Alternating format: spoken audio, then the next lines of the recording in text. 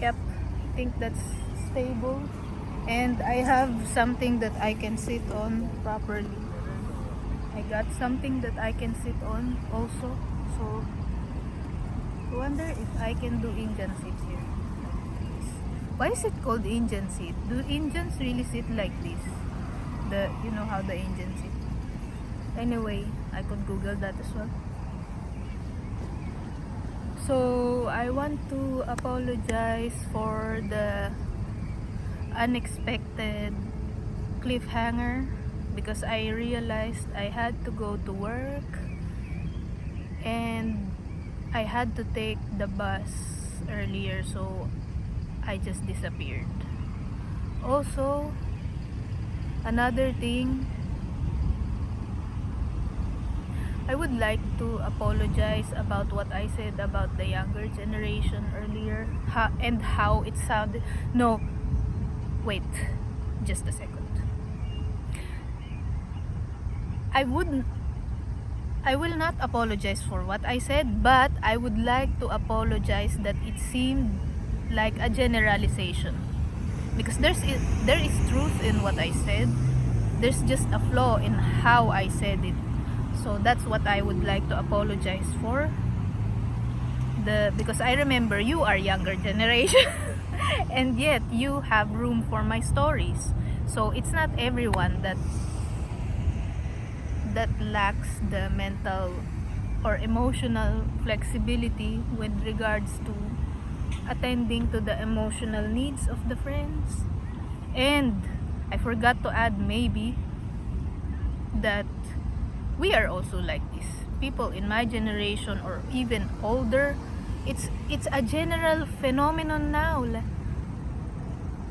that people just don't have that kind of flexibility, mental and emotional flexibility anymore. And I understand that also that there are a lot.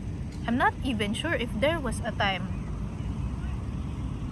anywhere in history that people just, yeah, I'm not sure also, but at least now in these modern times I noticed that a lot of people don't, no matter the age, whether it's 30s, 20s, 40s or something like this, a lot of us in our species, maybe other dimension, I'm not sure about other dimension, at least in our species, we don't have much mental and emotional flexibility with regards to listening to other people, I think, or attention span. Now the attention span is shrinking, like they said. I'm not sure how true it is, but this is such a, I may have said this in another video, the whenever I speak about something, a lot of doors open at once and I don't know now which one to explore. See, I just talked about apologizing earlier. Now we've opened another universe in this arena.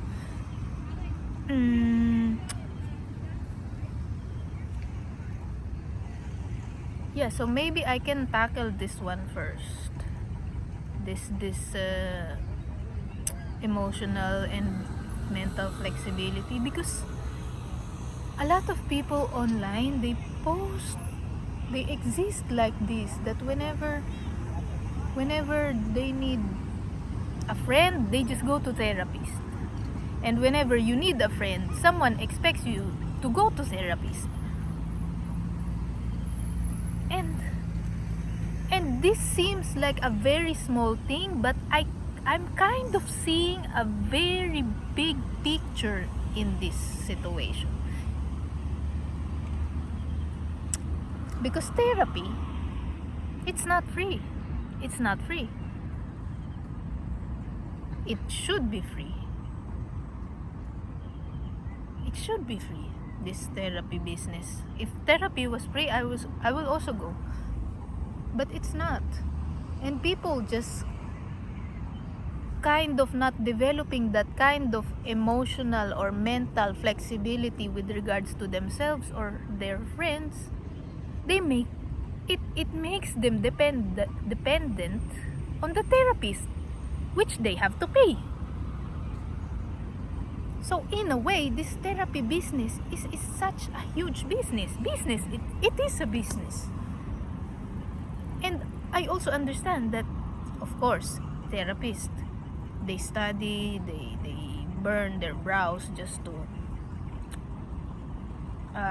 pass their exams and get their licenses. Of course, I understand that in that.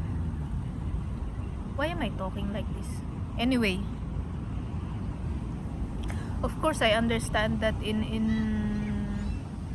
a way, because therapists, they're also people, they're also family. But my point is, they also have family, but my point is, therapy should be free, and therapy should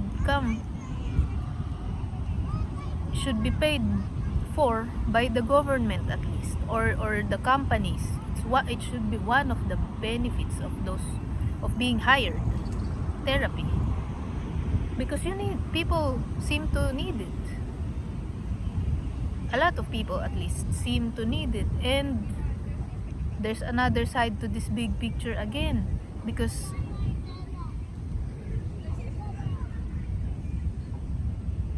imagine you have to work for at least 8 hours for 5 days a week, and you only have 2 days for yourself. So there really isn't much time to socialize, to there's something that's creeping on my bag.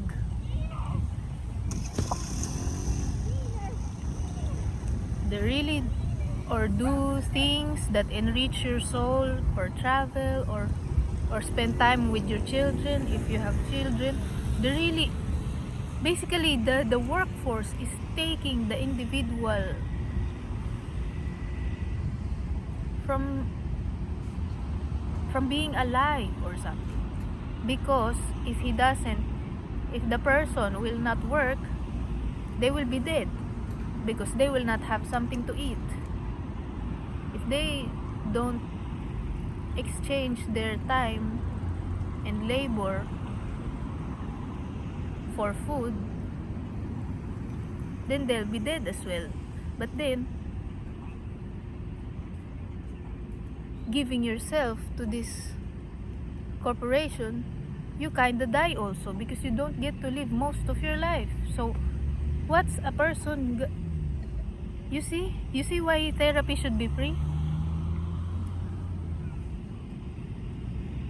It should be one of the benefits of being here on earth. It should come from the government or the big corporations. Like, as long as if you're employed, automatically you get therapy, because this employment, you sacrifice a bit of your family, your personal life, you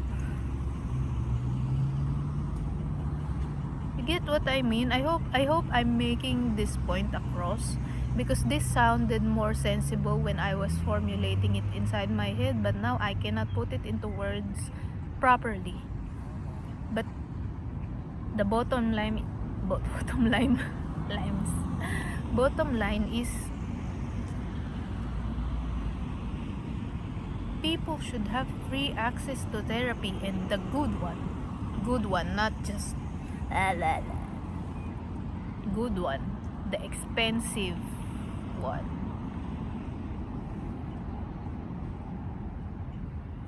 Because when it's cheap, maybe my perception is so tainted by how it works in my country. I'm so sorry. Because sometimes in the public hospital, you don't get treated properly in my country. People die there because they're not attended properly, because again, hospitals, they are businesses. We are sort of held on the throat by the system, and they don't even give us the support we need in order for our hands to work in a lot of areas. They benefit from our hands, but they're like this on our throats. Where's the justice? Where's the justice?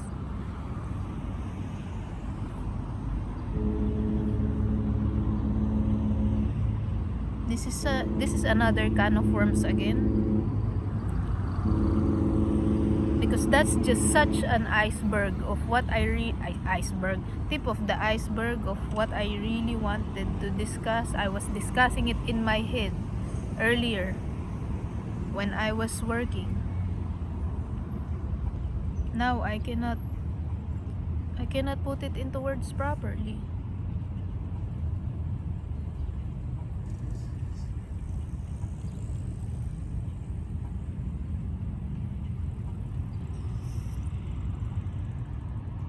And also, let's go back to the people who have children.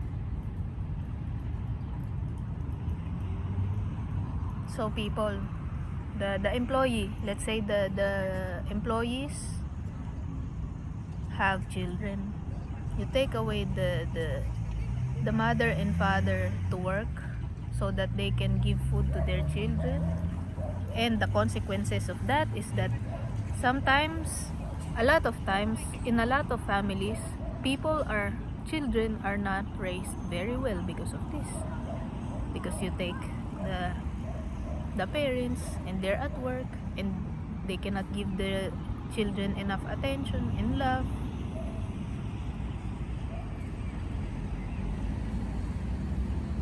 So now these children, they grow up, they go to school, they get bullied there sometimes. Bullying. Why do kids bully? Because they are not raised well. You see the argument here? You see how everything is connected together? And why are they not raised well? Because the parents have to work to give food or house or something. And another reason, maybe let's say the kids have been raised, the employee or people, their parents actually have time for them, but still the kid turned out to be someone who bullies other kids. And I get, of course, it's not just the parents who are responsible for the behavior of the children, but one perspective is that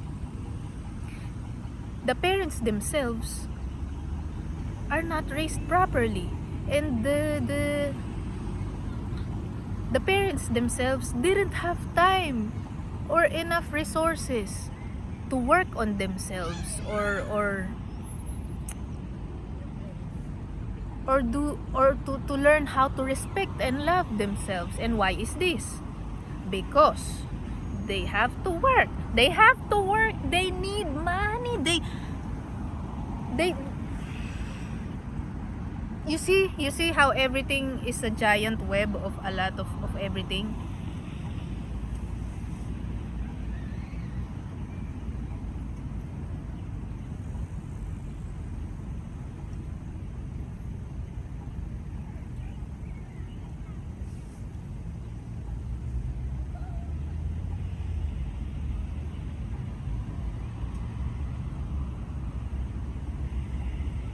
I'm sure these ideas that I just said to you will get better with some marination in my head. But as of now, that's the rough web of thoughts that I was discussing with myself earlier. That therapy should be free. Should be good quality therapy, not just